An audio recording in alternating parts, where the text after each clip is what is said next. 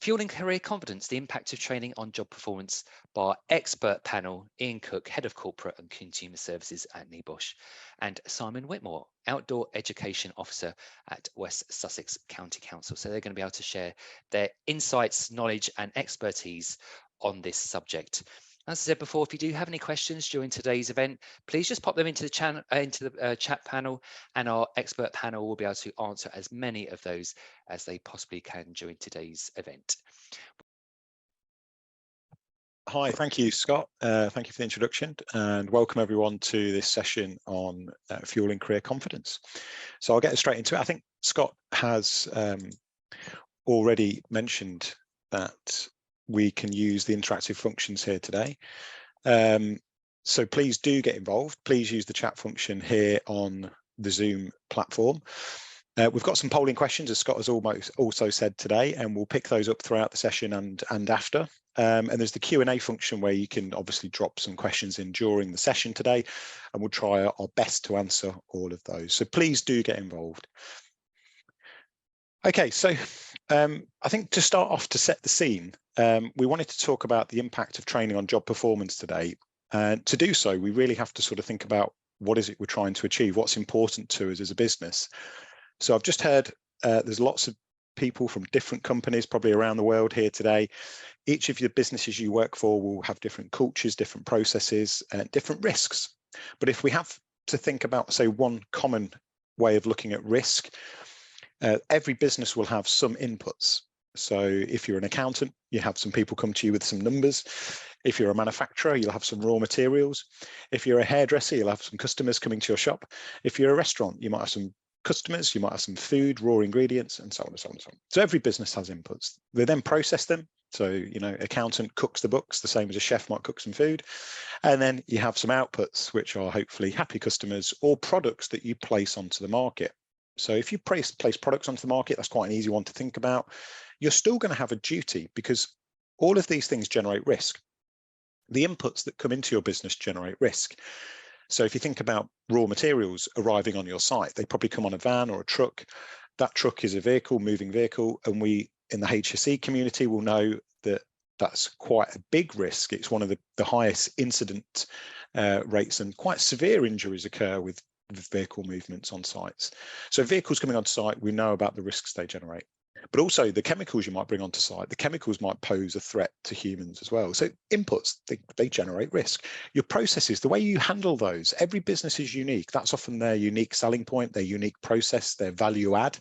It's how businesses distinguish themselves. That means not every business processes chemicals in the same way.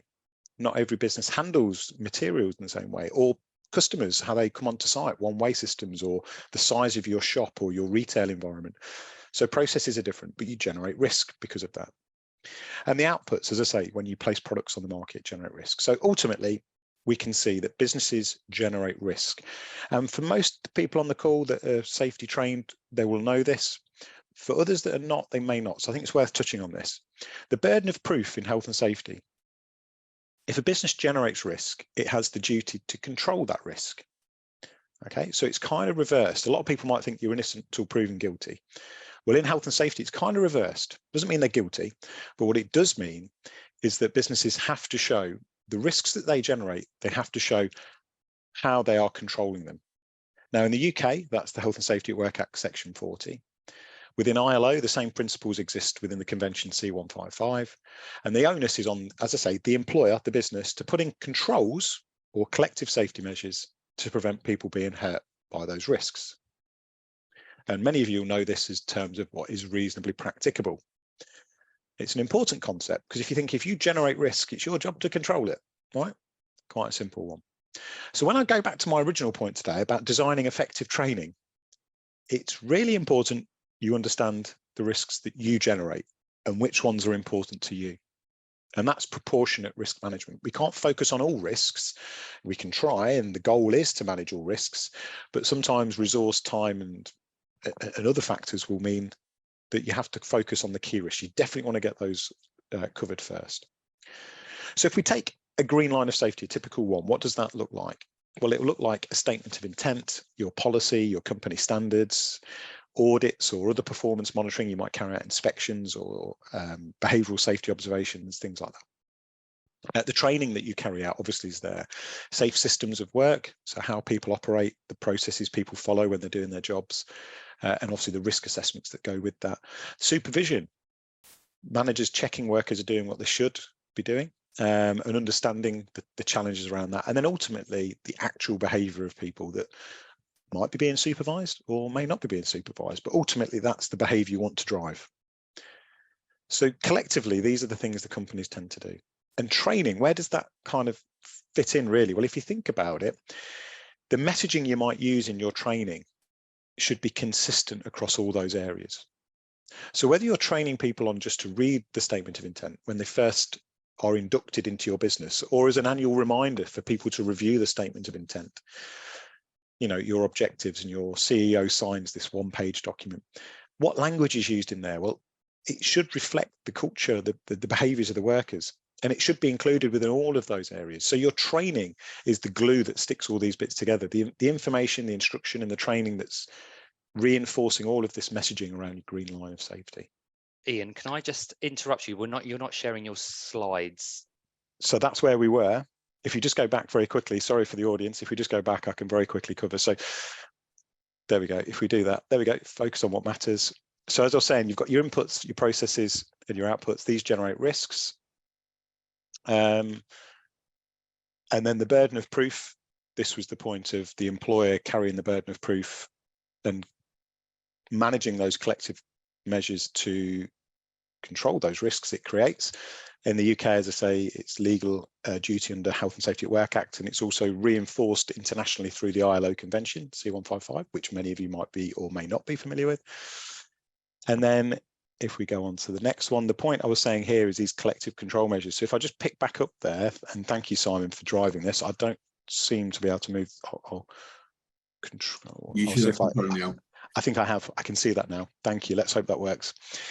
And I'm having to look, so bear with me a second. For some reason, we changed these settings, didn't we, before we came on? I think it's affected this. So if you take the collective measures approach and we look at how all of these link together, and I'll just skip through these because I've covered this just a moment ago. These are the collective measures, all statement of intent. I was mentioning how all of these should align to each other, reinforce the messaging consistently throughout all of them. Training is that glue that sticks it together. Whether it's information, instruction, training, it's how you bring these together to educate the workers to understand really what the key drivers are. If you try and do too much, I'll just say this and add this to this point really. If you try and train all staff on all company standards, chances are it'll get lost. So really what you want to do is drive those statement of intent objectives, the high level behaviors that you're after, and link those, and hopefully you'll see that link there. That's what I was just making, I think. So we're back to where I was. You should see those kind of behaviors reinforced through that training. And because you're trying to drive and reinforce the worker behavior, that's how the impact is going to hopefully drive the results you want as a business. So where does HSE fit in, HSE training? Well, it fits into all of those. It covers all aspects. You know, you do need to educate workers to understand the statement of intent, whether it's your senior leaders or whether it's workers across all the different departments. They do need to understand what you've committed to as a business. So, and they will need to understand maybe parts of the policy or company standards that are relevant to them. So if they're somebody who uses chemicals, they should know how to do so safely. But again, keeping it simple, reinforcing those key messages, those key behavioural points and the expectations of the business. And it shouldn't just be a tick box. This is where NEBOSH has created NEBOSH Endorse to try and use methods of assessing learning after the training to extend the learning back into the workplace. And as we can see here, a quote from the UK's Health and Safety Executive, they do not believe it's something which you just tell people what to do. It's not just about classroom training or a formal tick box exercise. So, poll question. Let's see. Sorry about those missing slides there you didn't get to see, but hopefully you can see this poll question clearly, guys and girls. So, supporting your legal defence against legal action, and hopefully you won't be in that position, but do you retain copies? How did the audience say? Who retains copies of their health and safety training materials? So you can see the poll that's just come up now. So I'm going to leave that open for 5-6 seconds or so. Lots of answers coming in there. So supporting your legal defence against legal action. Do you retain copies of your health and safety training materials? Yes, no, or unsure. Nice and easy. So we've got 86. So 60% of the audience have participated. So I'm just going to keep that open just a little longer, Ian, and then I can share those results on screen and share those with all the participants. Excellent. And I'll pinch some time back and keep us going. So if I move on to the next one then, and we'll share those results. So basically, keeping records is obviously really important. It will also evidence the learning you took place, what it covered, and where you can improve upon if you ever have to review after an incident, potentially post-legal. But where we can be more proactive and embed that logic further to support our defence against potential prosecution or civil claims, but also to represent actually the job you're doing in terms of training is adding value to the business to be effective in learning design, is to include things like learning impact. So I just want to cover this concept. What is learning impact? Please, in the Q&A here, talk about what learning impact means to you. It's often debated widely. And I've seen some companies talk about the happy sheets or the feedback sheets as being learning impact. I'm not quite sure that is fully. It depends how they're used. But let's have a look at the definitions while some of you post in the chat, and we can pick some of these up. Learning impact. Well, if we take them by their literal words, learning is the acquisition of knowledge through study, experience, or being taught. And the impact is that marked effect or influence. So if we think about that, it's taking some information, putting it in our brains, and then demonstrating we can do it. That's why sometimes I'm skeptical about just using, say, happy sheets per se, because that's someone just writing a score down. How accurate is that score they give to say they can now do something? What you might have to do is evidence it through a physical observation, through a demonstration, or some other form of assessment that shows that person now has that capability, skill, knowledge to do it. So to include it in your course is vital, and to include them in a workplace context to show the organisation is doing this correctly will reinforce your defence. So yes, keep copies of your health and safety records, but also let's show that your training is designed to solve the problem you intended it to do, and the people can do what they're supposed to do. So if it was manual handling, people can ergonomically lift the kind of loads in your business correctly, whether they're variable shapes, variable sizes. You need to demonstrate people can do that correctly in your business. So it is complicated. There's lots of different factors you can use. And I think sometimes if we consider all the different ranges of impacts upon people's learning, there are many things outside the training that could positively influence. That's a good thing. As long as our measure shows that that person is now doing what we wanted them to do, hey, does it matter if they learn on YouTube videos outside your training course? Does it? Maybe not. It's hopefully your training is doing the most of the work. That's why you've designed it correctly to include learning impact. So here, another poll question. Does your organisation struggle to assign learning impact measures? And if you don't assign them, please say, yes, because you're not doing it. So does your organisation struggle to assign them? If you do them well and you're happy with them, it's a no. And if you're not sure, it's unsure. So the poll is up there for everybody to pop your answer there, yes, no, or unsure. Does your organisation struggle to assign learning impact measures to their health and safety training? So half of you so far. So fastest fingers first, I think.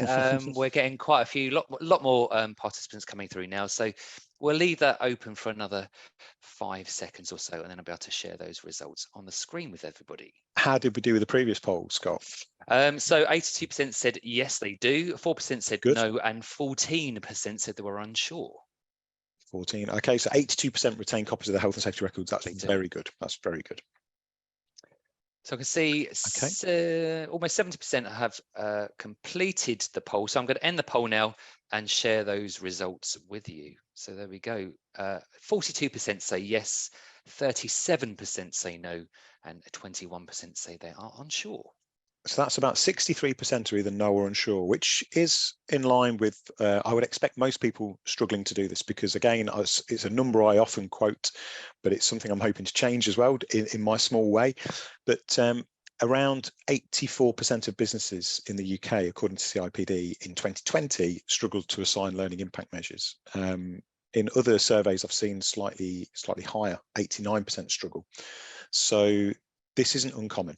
And again, it's one of the challenges we've taken on at NEBOSH to try and promote ways to do this effectively. And that's what Simon's going to talk to you about in a moment. So this is what I wanted to talk to you about today quickly, the NEBOSH endorsed approach, where we think a lot of the challenges come from. So if some of you have struggled to assign learning impact measures, one of the suggestions here is, do you have your learning goals clearly defined? And what I mean by learning goals is not learning outcomes, okay? Learning goals are why you need that training. Once you've established the why, you can then write learning outcomes to achieve the why. They're the how. The learning outcomes are the how you're going to do it. So you need to know, what do you need? Is it electrical isolation, so lockout, tag out type training? Is it driver safety training? Is it manual handling? Is it stress awareness? What's your need? What evidence do you have to show that what you need is? Perfect. Then we can design a training program to solve that need. And I think that first one is often the one I see where the gap is, because I know it sounds obvious to the audience today, but that's where I see the gap. Having consulted with, hundreds now of businesses, I can assure you that's where I see the gap. So if they clearly establish their goal, then we're all good at designing training, or if we're not good at it, there are lots of experts out there that can do this for you. And then we can then use an appropriate measure at the end, the third one. And that's something Simon will talk us through a practical example today, so I won't dwell on it, but that's the NEBOSH approach. Those three things are integral. So I will pass you now over to our other guest, Simon Whitmore. I'm really pleased to invite you in, and hopefully his slides work better than mine. Thank you, Ian, and thank you, Scott, for your introductions as well. I'm involved in various training across the local authority, primarily focusing on schools and school staff, from senior leaders within schools through the whole range of staff to support staff and others who work with children and young people. And we wanted to provide training for them that enabled them, encouraged them and supported them to access various elements of learning outside the classroom and education and health and safety and other bits in a way that was meaningful for them. And like Ian just alluded to, we needed to start with the why. And the why for me was based on research. I had my preconceived ideas, I had my preconceived conceptions of the barriers and what people were struggling to understand or struggling to access in terms of education. But that comes from my perspective and my lived experience. What I needed to do was understand the lived experience of those at the coalface, if you like, those doing the work day to day. So we undertook some research based locally, regionally, and linked in with some national research as well. So we could start to fully understand the whys of staff barriers, and what that research showed very clearly that was quite a lack of confidence within staff in managing health and safety and managing risk, especially in the context of working with children and young people and minors. And often that was based on perception and misconceived perceptions of what they thought was allowed and what they thought they could do. And then that in turn impacted on what their perceived competence was. They started to feel that they didn't have the skills, confidence, or the knowledge to go and do the things that they wanted to do and we wanted them to do. So that local analysis started to give us some actually hard and fast and factual evidence as to the barriers and the why, what we needed to do. This all came from a position of genuinely wanting to support our staff and our partners to develop and to innovate and to improve their outcomes and the outcomes for those that they're working with, the customer, as it were. And it allowed us to prove that actually we were coming at this from a point of demonstrable knowledge, and we could share the research, could share the thinking of what we've done and of the why we've done it and how we got to the point that we got to. And all of this really was from a place of passion. It's very easy sometimes for us to sort of sit back and sit in our ivory towers and think we know best, but actually it was important for me as a professional to understand the need from the end user and the deliverer's perspective, and work with them and understand them and create that shared passion which is where we came from. So that was our starting point. Ian, when I've worked with Ian over this, was quite challenging, and made me think about the why in quite a lot of detail. And for me, that's only enhanced my passion, my understanding, and my desire to get this right for the people and staff I'm working with. Then we started to look at the content, and we wanted to make sure that the training we offered to all of our staff and partners and stakeholders was both having the effect we wanted to, but engaged them in the process. And it is about that high quality of education, that high quality of learning that we want to give to others, and in turn for them to give to the children and young people they're working with. And it became very clear that we needed to look at a mixed model. One size really doesn't fit all when it comes to training. Lots of people come from this from different angles and different perspectives. So we needed to make sure that we were as supportive and as adaptive as we could be to meet those needs and the different needs of the client group we're working with. As I said, I work with everyone from head teachers and senior leaders within the schools through to support staff and those who work daily with children, young people and adults and parents in different ways. So each of those client groups had a differing need and a different outcome that they wanted from the training. So we had to make sure that that content was being able to be adapted, but whilst maintaining those core messages and that effective outcome that we wanted to do and achieve. And all the time through this, making sure it's up to date. So one of the things that we've built into our training courses is a chance for us as trainers and me as a trainer to get up-to-date relevant information from the candidates. So we're still asking them what they perceive the barriers to be, what they perceive the challenges to be, and then looking at the real barriers and the real challenges, because the difference between perception and reality can be sometimes quite different. And if it's me challenging their perception and give them the skills and the knowledge to counter and argue that perception and change that perception, then it started to have that wider impact on the outcomes, which I'll go on to in a second. There are real barriers that do exist, and some of those we can't change. And again, for me, it's about being honest with those clients and colleagues and participants I'm working with to understand that some things are the way that they are and set in stone, but here's the understanding behind it so that they have a good knowledge of what it is we're doing and why we're doing stuff in the way that we're doing it. And one of my favourite quotes from Sir Ken Robinson is not just a delivery system, and like Ian alluded to, it's not just a tick box, it's not just passing on information. I needed to, and I want to, and I'm still passionate about stimulating people to think and provoking them to challenge the way that we're working and the way that they're working, so we can start to engage with them and mentor them and support them so that we can start to develop and build and change culture. And for me, that really is the big impact that I wanted to get from my interventions, my training and the support I give to those I work with. It's not just about me regurgitating facts, it's about them understanding that position, but also them having the confidence to come back and challenge. And they do challenge me on a regular basis about why and how and why we do things in the way that we do, as Ian did when I worked with Ian as part of the NEBOSH endorsed programme. The impact was and still remains that high quality of education, and like I said a minute ago, but the high quality of education we can give to our professionals as well, to enable them, to empower them, to engage them, to be involved in this process, and for them not to become passive candidates and passive learners. I want them to be actively engaged in what they're doing and to challenge upwards as well, and challenge me in what I'm doing. I can start to evidence this, I can start to look at the impacts that we're having. I can see and evidence that we've got increased compliance. I'm near 98% of schools in compliance with what we're asking them to do now.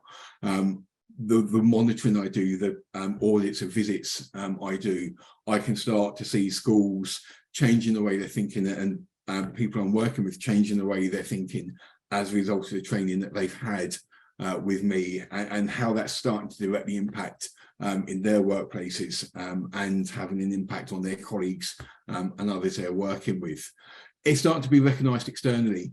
Ofsted, who are the UK inspectors for education, are starting to recognise the good work that our schools and others are doing, and actually the hazards and the risks that they're taking in engaging children, young people in their learning, and the passion that we're starting to see develop in staff as well. So we've got external agencies coming in to do their inspections and recognising this work that they're doing and my colleagues are doing. We're starting to see an uptick in attendance at optional events. There's some training that we say is mandatory within the local authority. Staff have to attend, but there's others that they have the choice to. And in the current climate in which we're working, certainly in education in the United Kingdom, budgets and finances becoming increasingly stretched. So the fact that we've got schools and school leaders and school teachers and school staff opting to come to these events, which aren't compulsory, speaks volumes to me. And again, it starts to show that impact it's having at work for me, or working for me and working for them as well. But we don't sit on the laurels. That impact is still being reviewed. We're still going and making sure it's having the desired outcomes.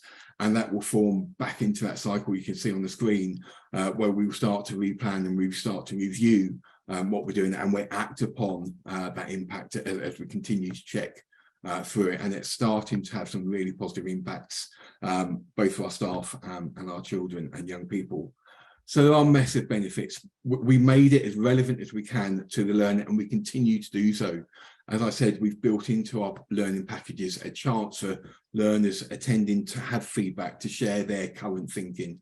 So we can adapt and we can make sure that our delivery and our platform and our training is still relevant to their organisational needs and their goals. And yes, I have wider organisational needs and goals, but as Scott said in the introduction, I'm working with nearly 300 separate schools and organisations that in turn have their own needs and goals. So we need to make sure that there's some continuity between them. We are getting that massive return on investment. We have seen a growth in what we're doing, both in terms of compliance, but also in terms of the opportunities, and in terms of outside agencies coming in, doing the inspections and seeing how we're working. We have seen a demonstrable reduction in incidents. We're down about 75% this year on last as a result of some of the training and the compliance I've touched on as well. Our insurers recognise what we're doing, and that has an impact on our premiums and the way that we work with insurance companies and other professional bodies and others we work with as well, and that external partner. And the big thing for me, and I've mentioned it a couple of times, it was certainly through working with Ian and working with external partners to look at the training we deliver in-house, is that professional challenge. It's very easy for me to sit back and think, actually, what I'm doing is great and it's wonderful and it ticks all my boxes. But having that fresh pair of eyes and that critical friend come in and look at my training and look at my impacts and look at how I got to where I got to was both challenging but also massively rewarding. And I think it's all too easy often for us in learning and development to forget to ask for that critical perspective and to get that professional challenge and allow us to think about and for want of a better term, justify the way that we do stuff in a really constructive and meaningful way. And that in turn starts to have a social impact on our schools, the children and young people I'm working with in particular. And we're starting to make sure that the next generation of young adults, as they come into the workforce, have a clearer understanding of risk, a clearer understanding of hazard, and some ownership over their educational objectives as well. And that links into the charitable aims I know that NEBOSH have and work towards. I think Ian's best placed to talk about those charitable aims and pick it up from there. Thank you, Simon. Yeah, I think just to pick up on those points, NEBOSH obviously is a charity. Its mission is really to positively influence the world of work and reduce risks and ensure people go to work safely, perform their work safely, and come home at the end of the day to their loved ones. So our charitable purpose extends across all workplaces. Many people will know our qualifications, so I won't sort of go into a big piece around all of our social impacts that are affected through our qualifications, but ultimately we want to see those improvements in risk reduction in the workplace. So NEBOSH is a charity, is in a great position. We do try and support a lot of initiatives and scholarships and other charitable activities. And so it's been great to work with Simon here and see the impact that his training's having on the schools, on the people that are going and benefiting from the risk assessments that affect the expeditions and events that are carried out underneath this. So it's all positive, really. I think the social impact is really important to NEBOSH, and it's been a great project to be involved in. So I think, yeah, thank you on those. And if anyone is interested, by the way, in the NEBOSH charitable aims, please do visit our website to see some of the things that we do. Okay, I think if I've still got control. I hope some of the questions we've posed to you and some of the slides that we've gone through today have been informative and educational for you. And I hope today's session, as I say, it has a positive influence on your L&D and your health and safety training that you guys deliver.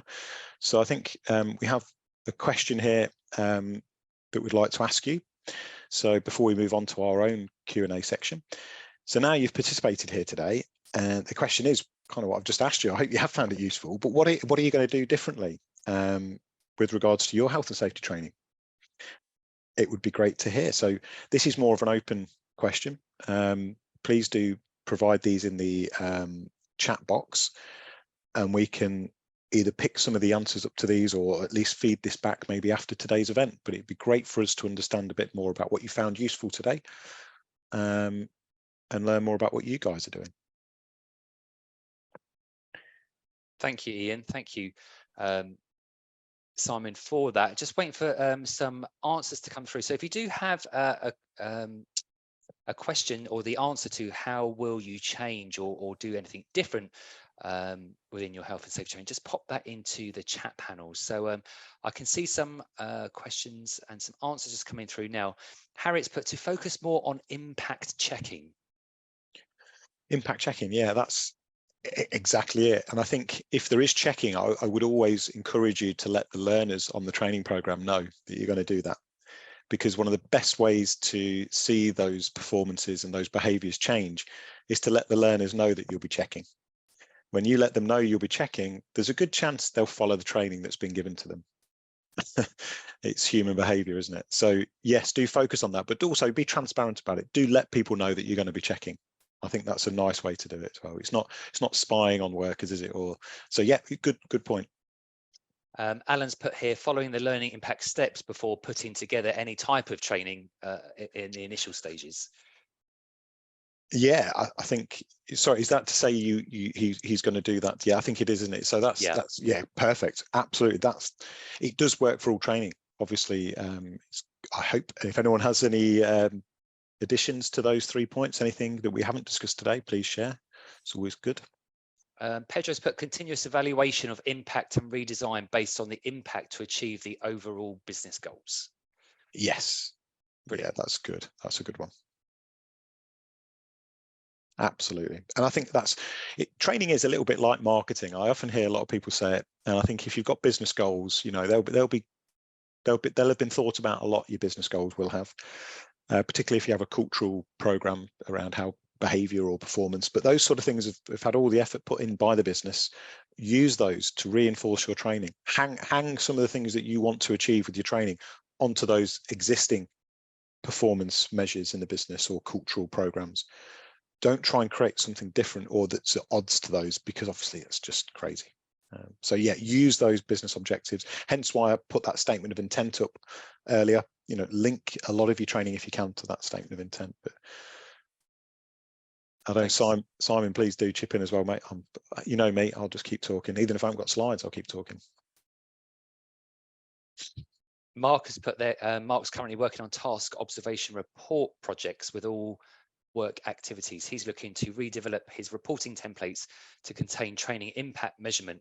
With the training records, I'll be able to observe their work to identify if training information and instruction has been successful, which is perfect. Perfect. And exactly that. And that feedback you get should refine your training constantly to the point that where your training becomes what it needs to be. It delivers what you need it to be. There's always those extra educational pieces that add value, but really you've got to get the key bits right first, haven't you? And if it's not doing those things, if you're finding there's gaps, that's great. Yeah, good point.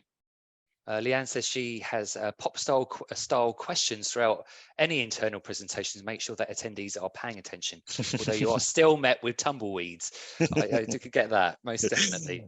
Yeah, maybe it's sometimes embarrassing. I did find, the advent of virtual classrooms, that did allow participants to be more active, because in a classroom, sometimes dominant personalities can dominate. But virtual classroom, one benefit for that, I think, is that it gives an opportunity for the quieter people to still message or be involved or active, so yeah, it's a good point. Yeah, I started using interactive quizzes in my training as well, as a system called Clickers, where candidates have a QR code, so they just hold it up the right way and you scan it with your smartphone or other device, and it will give you the answers, much like the polls do on Zoom. But it's a very nice way to get interactive participants engaged, but without the fear of answering questions individually or being put upon, or it being a known quiz. So that anonymous answering has been quite good and quite fun as well. That's a good one. I think we've moved on. I was going to say, I think we've I'll put it on this slide. I think we're in this section. Yeah, I think we're pretty much we're in that section now. I've got some questions that are sort of generally coming through now. Valerie's put, what is the best way to get the learning and development team to collaborate with the health and safety team to develop better and relevant training for learners? That's a good question. I mean, my opinion, they should be anyway. They should be absolutely anyway, all over it, because we all know health and safety is such a key part of training provision within a business. So I'll let anyone else jump in here for a moment while I have a think. But I think, again, if you can align it to the company objectives, then the L&D department should be supporting you, because their mission will be the same. Their mission is obviously to provide good quality training to the staff and achieve the business goals.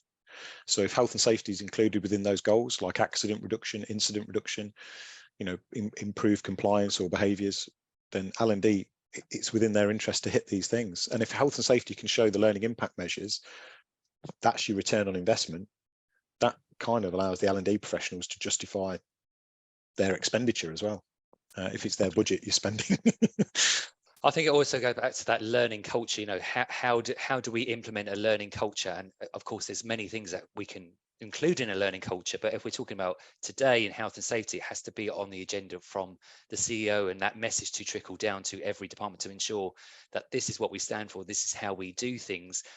And to have that clear message to communication through marketing, through learning, through everybody's opinion, to almost have everybody's opinion in that. So everyone's responsible for that as well. Absolutely. Yeah, that's a good way to look at it. And I think, with the NEBOSH kind of endorsed approach, we do look to those frontline workers, those broader employees that aren't going to be HSE specialists. They're not looking to create people who are experts in risk assessment or pressure systems or high voltage electricity or all the kind of technical aspects of health and safety. We're looking at general health and safety training for people to be able to do their job safely. So it's heart L&D's principal function, isn't it, to give people those skills to do their jobs effectively? No, most definitely. Raymond, but thank you and Ian for sharing your experience and expertise. Some really great, useful elements and points that you've addressed today. Food for thought on how I can look at smartly looking at measuring sustained desirable behavioural changes for their learners as well. And also, it's great to get the views and feedback of learners' experiences in their own words. And that's really important, isn't it, to get that valuable feedback from the people that you're actually learning. They're learning from you. Absolutely, and also I think you learn as much from the people on the course. I know I like talking, but also I think it's best sometimes if you've got 10 or however many learners on a program, that's 10 more brains than the tutor has, so you can learn from each other just as much. So opportunities for social learning during training as well, and sharing, getting that feedback. It's all about that, isn't it? It's not just one brain or one person that holds all the knowledge. That's not going to work. Yeah, and I think adding to that for me, it's that chance to learn from the practitioners and those who are still actively engaged doing the job day to day. Because like I said in the presentation, sometimes it's very easy for us to become detached and for us to have a preconceived idea and perception, but actually the reality for those doing the job can be very different. So that feedback for me is really, really important from those attending training courses, because it does influence my way of thinking and the policies and procedures that we've put in place must be fit for purpose. Otherwise, they're not going to be engaged with, and they're not going to work, and we're not going to drive that cultural change. We need to make sure that those people have ownership over that change as well. And I think that's the big sort of feed that's sort of coming through, is that cultural change. Is how do we change mindsets of department heads, CEOs, etc. as well. And again, as what we've been talking about, is that, you know, for that learning impact to take place, and for, you know, the culture to change, it's got to stem from that top as well, to make sure that it's a responsibility for everybody, right? It just can't be put on the heads of L&D, for example, because they might be able to provide the training. It might be a sticking plaster for a short term, but what is that long-term impact, and how can that, you know, address the needs of the business? Well, I think there's a really important point there, actually, I'd like to add, and that is when you choose your learning impact measures, you are trying to extend the learning back into the workplace. So you're giving responsibility to people in the business, like line managers, team leaders that aren't necessarily senior leaders, but leaders within the business at any level, to check the learning has taken place. And if you start to assign responsibility to teams, supervisors, line managers, or leaders, as I say, wherever they are, to monitor that learning is being followed and taking place, that's what we're talking about, a measure here. It extends it into the workplace. Then you, by default, you extend it from being the HSE manager's responsibility, the L&D director's responsibility. No, it's the business, everyone. So getting the right measure and aligning responsibility for everyone to check everyone, and being transparent. It was back to the point earlier about, I'm going to check learning impact measures. If you're transparent to everyone about it, everyone can check everyone. And now you've got everybody checking everyone, then you start to get, you know, hopefully 100% buy-in. Brilliant, thanks, Ian. So any closing thoughts from you both before we finish up on today's Learning Live digital event? I think the last one I've just said, I'm really pleased with myself on that last one. Good. No, I deserve a cup of tea now. Yeah, you do deserve a cup of tea. You know, most definitely. And anything else from yourself, Simon? No, I'm all good. Thank you for the opportunity. Brilliant. Yeah, thank you. Scott. So lots of lovely comments coming through, just to say thank you for a great presentation, lots of advice. Lots of people have taken away something from today's session, which is always the key here, is that someone has taken something away from you both. So on behalf of myself and the LPI, I just want to say a huge thank you to Ian and to Simon for their knowledge, skill and expertise today. Some great questions coming through from participants today as well. So thank you for being part of that. And I just wanted to say a big, huge thank you to Ian and Simon. So thank you very much for today's session. Thank you. Thank you.